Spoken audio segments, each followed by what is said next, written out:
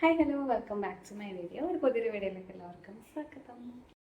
അപ്പോൾ ഒരു ഓവറോൾ ഒരു അനാലിസിസ് ചോദിച്ചു കഴിഞ്ഞാൽ ഇപ്പോൾ പേപ്പർ ടുവിൻ്റെ കാര്യം എടുത്തു കഴിഞ്ഞാൽ കുറച്ചും കൂടി സിമ്പിളായിട്ട് അവർ ക്വസ്റ്റ്യൻ ചോദിച്ച പോലെ തോന്നി.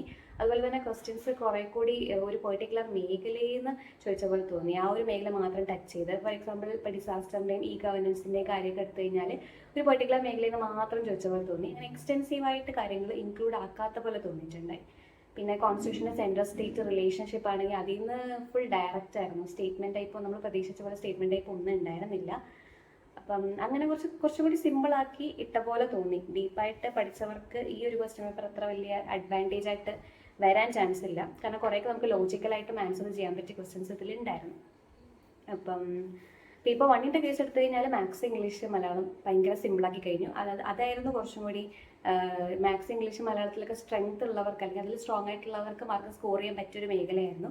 അത് അവർ കുറച്ചും കൂടി സിമ്പിളാക്കി. അപ്പോൾ അങ്ങനെയൊക്കെ നോക്കിക്കഴിഞ്ഞാൽ പേപ്പർ വൺ പേപ്പർ ടു നമ്മൾ വിചാരിച്ചത്രയും ജസ്റ്റിഫയബിൾ ആയിട്ട് ക്വസ്റ്റ്യൻസ് വന്നിട്ടില്ല. അപ്പോൾ കട്ട് ഓഫ് നമ്മൾ പ്രതീക്ഷിക്കുന്നതിനായിട്ട് കുറച്ചുകൂടി കൂടാനും ചാൻസ് ഉണ്ടാവും. നമ്മൾ LSJDയോ അല്ലെങ്കിൽ KSO ഉള്ള പോലത്തെ ഒരു സ്റ്റാൻഡേർഡ് വന്നിട്ടില്ല. അതുകൊണ്ട് ആ ഒരു ഇതിൽ കട്ട് ഓഫ് പ്രതീക്ഷിക്കാമെന്ന് വിചാരിക്കുന്നില്ല. പിന്നെ ഇതിൽ വേക്കൻസി കൂടുതലാണ്, അതുകൊണ്ട് അപ്പം ഇതിൻ്റെ രണ്ട് പേപ്പറിൻ്റെ എനിക്ക് എത്ര മാർക്ക് ഉണ്ടെന്ന് ഞാൻ വീഡിയോയിൽ പറയാം. ഓക്കെ, അപ്പോൾ പേപ്പർ വണ്ണിൻ്റെ കാര്യമാണ് പറയുന്നത് കേട്ടോ. പേപ്പർ വണ്ണിൽ ഞാൻ ഏതൊക്കെ ഡിലീഷൻ സാധ്യതയുള്ളത് അങ്ങനത്തെ നോക്കിയിട്ടില്ല കേട്ടോ. അത് ഞാൻ ജസ്റ്റ് മാർക്കിലേക്ക് പോവായിരുന്നു. അപ്പോൾ അതിൽ ആദ്യമൊക്കെ കറക്റ്റായിട്ട് വന്നിട്ടുണ്ട്. ഇനി ഫൈനലിലേക്ക് വരുമ്പോൾ എന്താവും എന്നറിയില്ല. അതിലെനിക്ക് ഒരു തെറ്റ് പറ്റിയത് 8ാമത്തെ ക്വസ്റ്റ്യൻ തെറ്റിപ്പോയി. എനിക്ക് ഇച്ചിരി ഈസി ആയിട്ടുള്ളൊരു ക്വസ്റ്റ്യൻ തന്നെ ആയിരുന്നു തോന്നുന്നുണ്ട്. അതെന്തായാലും എനിക്ക് തെറ്റിയിട്ടുണ്ട്. പിന്നെ തെറ്റിയത് 13ാമത് തെറ്റി. അതെനിക്ക് എന്താ പറയുക, കറക്റ്റായിട്ട് വായിക്കാത്തതുകൊണ്ടാണ്. ഐഡൻറ്റിഫൈ ദ ഇൻകറക്റ്റ് എന്നൊരു ബോൾഡ് ലെറ്ററിൽ കൊടുത്തിട്ടുണ്ട്. എന്നിട്ട് ഞാനൊരു ഒരു കറക്റ്റായിട്ടുള്ള സ്റ്റേറ്റ്മെൻറ്റ് ഏതാ നോക്കിയിട്ട് ആ രീതിയിൽ എഴുതി വെച്ചു. ഇൻകറക്റ്റ് എന്നുള്ള കാര്യം ഞാൻ എൻ്റെ ശ്രദ്ധയിൽപ്പെട്ടില്ല. അപ്പോൾ അത് തെറ്റി. ഇനി 14ാമത്തതിൽ ഡൗട്ട് ഉണ്ടായിരുന്നു B ആണോ C ആണോ എന്ന്. പിന്നെ വിചാരിച്ചു റോറിങ് 40s ആ സംഭവങ്ങളൊക്കെ ഉള്ളത് ഈ 45-60 ഡിഗ്രിയിലാണല്ലോ, അപ്പോൾ അതുകൊണ്ടായിരിക്കും എന്ന് വിചാരിച്ചിട്ട് അത് കൊടുത്തതാണ്. ശരിക്കും B യും C യും ഡൗട്ട് ഉണ്ടായിരുന്നു. അപ്പോൾ അതും ഇങ്ങനെ തെറ്റിപ്പോയി. പിന്നെ തെറ്റിയത് പിന്നെ അതുപോലൊരു മിസ്റ്റേക്ക് വന്നത് 31 ജസ്റ്റ് ഇത് മാത്രമേ ഞാൻ നോക്കിയുള്ളൂ. കുറച്ച് വെപ്രാളം കൂടിപ്പോയി എന്ന് തോന്നുന്നു. കുറച്ച് ലാഘവത്തോടെ എക്സാം എഴുതിയ പോലെ എനിക്ക് തോന്നി. കാരണം മൈന്യൂട്ടായിട്ടുള്ള കാര്യങ്ങൾ ശ്രദ്ധിക്കാതെ കുറേ കുതിട്ടുണ്ട്. ഇതിൽ extends time to reduce inertia ഇത് മാത്രം നോക്കി, ആ ടൈമിൻ്റെ കേസ് മാത്രം നോക്കി. താഴെയുള്ള ഓപ്ഷൻ B ഞാൻ വായിച്ചു പോലും നോക്കിയില്ല. അങ്ങനെ ഞാൻ ഇത് A കൊടുത്തതാണ്. ശരിക്കും ഇതിൻ്റെ ആൻസർ 2 സെക്കൻഡ് ലോ ആണ്. ഫോഴ്സ് റെഡ്യൂസ് ചെയ്യാൻ വേണ്ടിയിട്ടാണ്. അതറിയാവുന്നതായിരുന്നു. അത് കറക്റ്റായിട്ട് വായിക്കാത്തതുകൊണ്ട് അതും തെറ്റിപ്പോയി. പിന്നീട് തെറ്റത് 34 കേട്ടോ. ഇതിൽ ആൻസർ D ആണ്. ഞാൻ C ആണ് കൊടുത്തത്. അത് എന്തുകൊണ്ടാണ് ഞാൻ പിന്നെ നോക്കാൻ പോയില്ല. ഞാൻ പറഞ്ഞത് നേരിട്ട് മാർക്കിലോട്ടാണ് നോക്കിയത്. എന്തുകൊണ്ട് തെറ്റെന്നുള്ളത് നോക്കിയില്ല. ഇനി 37-14 ആൻസർ. 37-14 ആൻസർ. ഞാൻ 18 കൊടുത്തു, അത് തെറ്റി. പിന്നെ തെറ്റിയ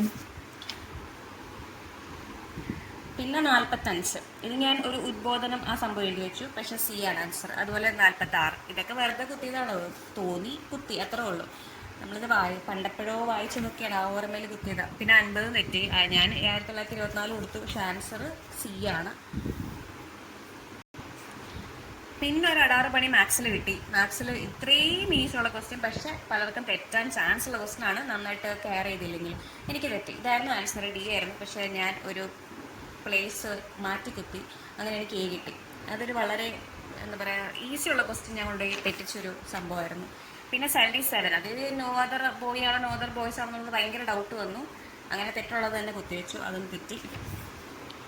പിന്നെ ഇംഗ്ലീഷ് മലയാളം എല്ലാം ശരിയായിട്ടോ. ഇംഗ്ലീഷിൽ ഒരെണ്ണം തെറ്റി. മലയാളം എല്ലാം ശരിയായിട്ടില്ല. ഞാൻ 95 അറ്റംപ്റ്റ് ചെയ്തിട്ടുണ്ടായില്ല. അതെന്തായാലും ഭാഗ്യം. എനിക്കതിൽ നല്ല ഡൗട്ട് തോന്നി. 95 അറ്റംപ്റ്റ് ചെയ്തിട്ടുണ്ടായില്ല. അത് ബാക്കിയെല്ലാം ശരിയായിട്ടുണ്ട്. ഇതിൽ ഞാൻ 86 ആയിരുന്നു എൻ്റെ അറ്റംപ്റ്റ്. ഇതിൽ 11 മിസ്റ്റേക്ക് വന്നു. അപ്പം 75 ശരിയുണ്ട്. അപ്പം ഒരു 71.33 മാർക്കാണ് പേപ്പർ വണ്ണിലുള്ളത്. പേപ്പർ ടൂവിൽ 3ാമത്തെ തെറ്റിപ്പോയി. പക്ഷെ എനിക്കത് ഡൗട്ട് ഉണ്ട് കേട്ടോ. എനിക്കറിയാം സ്കിൽസ് കനോട്ട് ബി ഡെവലപ്പ് അല്ലേ എന്ന് എനിക്കൊരു ഡൗട്ടുണ്ട്. ഞാൻ ബോത്ത് ശരിയെന്ന് പറഞ്ഞാൽ എഴുതി, പക്ഷെ 1 only അസ്യൂംഡ് എന്നുള്ള രീതിയിലാണ് കൊടുത്തിരിക്കുന്നത്. കറക്റ്റായിട്ട് നമുക്ക് ഡീപ്പായിട്ട് അറിയില്ല, പക്ഷെ ഞാൻ അങ്ങനെയാണ് മനസ്സിലാക്കി വെച്ചത് ട്രേസ് തിയറി കൊണ്ട്. പിന്നെ 18ാമത്തെ ക്വസ്റ്റ്യനിൽ സിനാറിയോ പ്ലാനിങ് തന്നെയാണ് കേട്ടോ. ഇത് NCERT-യിലുള്ള ക്വസ്റ്റ്യൻ. ഞാൻ ഈ ഓപ്ഷൻ കണ്ടതേ ഇല്ല. ഞാൻ ഫോർകാസ്റ്റിംഗ് ഒരു ഓപ്ഷൻ കണ്ടു, അത് ഇട്ട് വെക്കുക ചെയ്തത്. കാരണം ഫ്യൂച്ചർ ഔട്ട്കംസിനെ പ്രിഡിക്റ്റ് ചെയ്യാനുള്ള രീതിയിൽ വായിച്ചപ്പോൾ. പക്ഷെ അങ്ങനെയല്ല. പ്ലാനിങ്ങിൻ്റെ സ്റ്റെപ്സിൽ സിനാറിയോ പ്ലാനിങ് എന്ന് പറഞ്ഞ 2ാമത്തെ സ്റ്റെപ്പ് ഉണ്ട്. അതിൽ കറക്റ്റായിട്ട് പറയുന്നുണ്ട് ഇത് തന്നെയാണ് കറക്റ്റ് സ്റ്റേറ്റ്മെൻറ്റ്. അതുകൊണ്ട് ഇത് തന്നെയാണ് ശരി. ഞാൻ എന്തോ ഈ സംഭവം കണ്ട് ഫോർകാസ്റ്റിംഗ് ഇട്ട് വെച്ചു, ബി കണ്ടതേ ഇല്ല. അപ്പോൾ ഈ ഒരു ക്വസ്റ്റ്യൻ മിസ്റ്റേക്കൊക്കെ ആവുന്നത് നമ്മുടെ റാങ്കിനെ നന്നായിട്ട് ബാധിക്കും കേട്ടോ. അത് ഇത്രയും സ്റ്റേറ്റ് വൈഡ് എക്സാം ആയതുകൊണ്ട് ഒരു ക്വസ്റ്റ്യൻ അല്ലെങ്കിൽ 2 ക്വസ്റ്റ്യൻ മിസ്റ്റേക്ക് വന്നാൽ മതി, നമ്മുടെ റാങ്ക് ഭയങ്കരമായിട്ടത് ബാധിക്കും. ഇനി 21 തെറ്റി ഞാൻ പ്രിവിലേജസ് സ്പെഷ്യൽ അവരുടെ റൂൾ ആൻഡ് കണ്ടക്ട്സ് റൂൾ ഉണ്ടാവുമെന്ന് വിചാരിച്ചു. പക്ഷേ ഇല്ലെന്നാണ് തോന്നുന്നത്. അതുകൊണ്ട് അവരത് ശരിയായിട്ട് കൊടുത്തിട്ടില്ല. പിന്നീട് തെറ്റിയത് 38ആണ്. ശരിക്കും 38-ൽ മിനർവ മിൽ കേസിലും ജുഡീഷ്യൽ റിവ്യൂവിനെ പറ്റി പറയുന്നുണ്ടല്ലോ. പക്ഷേ ഇതിനിപ്പോൾ ബൈ ദ ഹൈക്കോർട്ട്സ് ഇനി എന്താണ് അറിയില്ല. ഇതൊരു ഡി ആൻസർ കൊടുത്തിരിക്കുന്നത്. ചിലപ്പോൾ ഡിയിൽ ഉണ്ടാവും. മിനർവ മിൽ കേസിൽ ഉണ്ടെന്ന് ഉണ്ട്, അതിലുണ്ട്. അപ്പോൾ അത് എന്നുള്ള രീതിയിലാണ് ഞാൻ ബി കൊടുത്തത്. പിന്നീട് തെറ്റത് 59. ഇതിൽ ഡിജിറ്റൽ ഇന്ത്യ മിഷനാണ് അവർ ആൻസർ കൊടുത്തതെന്ന് തോന്നുന്നുണ്ട്. ഞാൻ എന്തായാലും option A, not among the 4. ഈ ഇയറൊക്കെ വെച്ചിട്ട് നോക്കിയപ്പോൾ ഡിജിറ്റൽ ഇന്ത്യ മിഷൻ ഇതിൽ വരുന്നതാണ്, ഇയറിൻ്റെ ഉള്ളിൽ വരുന്നുണ്ട് 2015. അപ്പോൾ ആ ഒരു ഇതിൽ ഗസ് വർക്ക് ചെയ്തതാണ്, അത് തെറ്റിപ്പോയി. പിന്നെ 60ഉം അങ്ങനെ തെറ്റിയിട്ടുണ്ട്. അതല്ലെങ്കിൽ ഇതൊക്കെ ഗസ് വർക്കായിരുന്നു കേട്ടോ, പ്യുവറായിട്ട്. അതൊക്കെ തെറ്റിയിട്ടുമുണ്ട്.